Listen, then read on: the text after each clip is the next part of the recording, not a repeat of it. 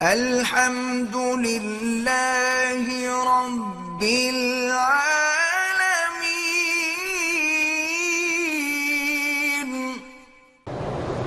جو لوگ شیعہ کا جنازہ پڑھتے ہیں ان کا نکاح رہ جاتے ہیں، ہاں نکاح تو رہ جاتا ہے لیکن بہتر ہے کہ نہ پڑھا کرے۔ اس کی وجہ یہ ہے کہ شیعہ کئی قسم کے ہیں، کیا پتہ جس تم نے جنازہ پڑھا ہے وہ کون ہے، کیسا شیعہ ہے، کٹر شیعہ ہے، آدھا شیعہ ہے، پکا شیعہ ہے، سبی شیعہ ہے، غالی شیعہ ہے، وہ کیا بلا ہے، اس لیے بہتر ہے کہ پڑھو ہی نہیں۔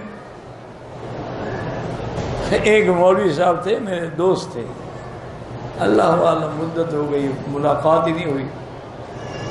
وہ کہنے لگا مکی صاحب میرے ساتھ عجیب تماشا ہوا کہ میں ایک شیعہ کے جنازے میں پھنس گیا، وہ علاقے کا بہت بڑا زمیندار تھا، اور اگر میں جنازے میں شریک نہ ہوتا تو پھر وہ پوری اس کی جو برادری ہے وہ میری مخالف ہو جاتی۔ پھر میں نے کہا کیا کیا؟ انہوں نے کہا میں جا کے بغیر وضو کھڑا ہو گیا، اور نہ میں نے نیت کی نہ مجھے وضو تھا۔ پلید کا جنازہ، اس کا پلید ہو کے ہی پڑھنا تھا، پاک ہو کے تھوڑا پڑھنا تھا۔ میں نے کہا تم نے ٹھیک کیا بھائی۔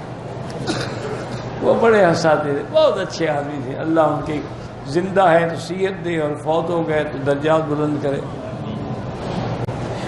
میرا بھائی گزارش یہ ہے کہ حضرت مولانا ظفر علی خان نے مدد ذلہ نے باقاعدہ ایک رسالہ لکھا ہے کہ رمضان کے بعد 6 شوال کے روزے نہیں رکھنے چاہیے، چونکہ ان لوگوں کو لوگوں نے روزے رمضان کا حصہ بنا دیا۔